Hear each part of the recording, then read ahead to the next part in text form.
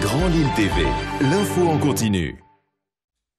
Bonjour à tous, bienvenue sur votre chaîne régionale. On fait tout de suite le tour de l'actualité près de chez vous. Le tourisme augmente chaque année dans les Hauts-de-France. En 2014, il a rapporté 3 600 000 € à la région. La restauration et les transports étant les secteurs qui en profitent le plus. Et concernant l'emploi, le tourisme a généré 50 000 postes en 2013. Ces chiffres proviennent de l'INSEE. Une conférence de presse a été donnée hier pour dresser ce bilan plutôt positif, même si la région espère bien attirer encore plus de visiteurs, en partant notamment à la conquête des Chinois et des Indiens. On écoute tout de suite le président des comités régionaux de tourisme au micro d'Idil Gunaï. C'est plus que l'agriculture, ça représente 7 milliards de richesse, c'est-à-dire à peu près 4,5% de la production de richesse en région. C'est pas neutre et c'est vrai qu'aujourd'hui, on sait très bien que notre région ne va pas obligatoirement avoir besoin d'investir sur la quantité, mais a plutôt intérêt à miser sur la qualité. Les valeurs en fait, je dirais humaines qui nous caractérisent, qui sont plutôt en fait les atouts qui nous permettent de mettre en avant notre région de France. Vous l'avez peut-être déjà aperçu dans les rues de Lille, la vitrocyclette parcourt la ville pour faire briller les vitres des habitations. Tous les jours, Vincent Langagne, 29 ans, enfourche sa bicyclette équipée de son matériel d'entretien et propose ses services à qui le souhaite. On part tout de suite aux côtés de ce jeune entrepreneur, reportage de Xavier Silly. En vous promenant dans les rues de la métropole lilloise, vous pouvez croiser Vincent, le vitrocycliste. Depuis un an, cet ancien responsable commercial pour un grand groupe de pneumatiques a décidé de lancer une entreprise éco-responsable de lavage de vitres pour les entreprises et les particuliers. Une nouvelle vie professionnelle centrée sur l'écologie et le retour du service de proximité. Je suis passé d'un régime où je faisais 100 000 km de voiture par an à un régime où je fais aujourd'hui 100 km de vélo par semaine pour justement travailler avec mes voisins. Et j'avais envie d'avoir une activité qui soit propre et dans les déplacements, le vélo ça marche bien, et dans l'activité économique qui était le lavage de vitres. C'est possible de travailler avec des produits qui sont écologiques, à savoir de l'eau, du réseau et du liquide vaisselle écologique et du vinaigre blanc, ça c'est la recette, associé à mon huile de coude, ce qui donne après des vitres qui sont brillantes et des clients qui sont satisfaits du travail.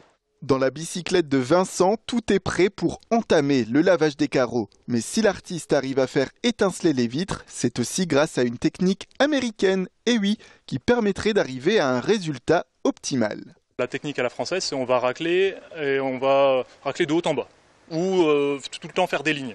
Et la technique à l'américaine, on va plutôt poser la raclette et on ne va plus la lever de la vitre tant que la vitre n'est pas raclée à 100%. Donc la française, globalement, on pose, on lève, on repose, on lève et on racle au fur et à mesure, tandis que l'américaine, c'est on pose et en une seule fois, on fait toute la vitre. C'est beaucoup plus rapide, c'est plus efficace que la technique à la française, mais la technique à la française est plus facile à maîtriser pour un débutant. Le nettoyage écolo de carreaux à vélo est novateur dans la métropole lilloise, selon Vincent Langagne, qui affiche un agenda bien rempli. Un développement de l'activité qui apporte alors de nouveaux projets. Demain, l'idée c'est d'avoir d'autres vitrocyclettes avec des vitrocyclistes qui seraient dans d'autres points de la métropole, voire même sur les Hauts-de-France. Et pour l'instant, la question est de savoir par laquelle bouche commence.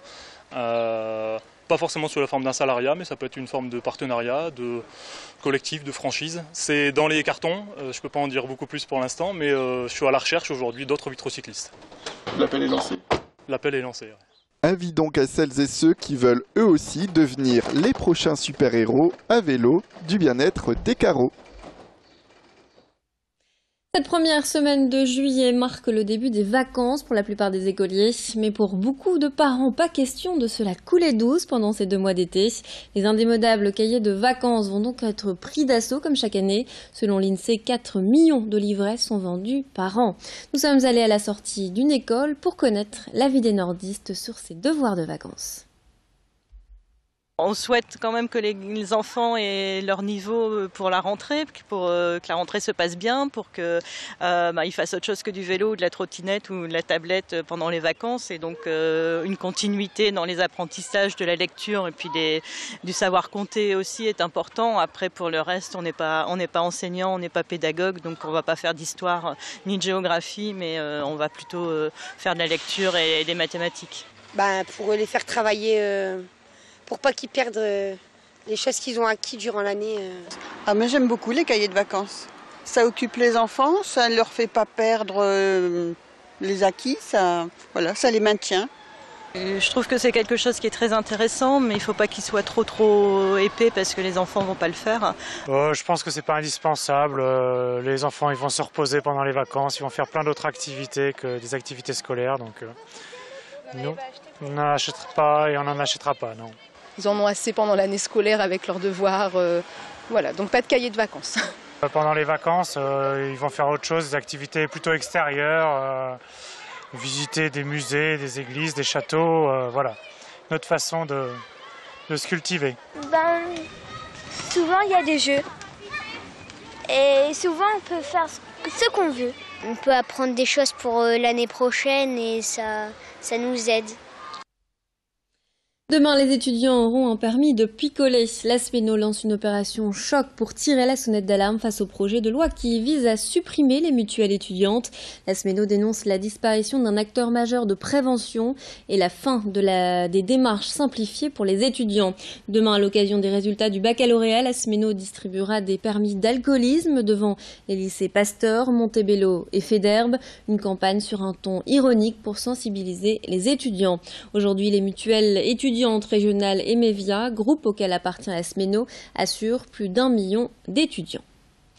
Voilà, c'est la fin de notre édition. Tout de suite, vos prévisions météo. Restez avec nous.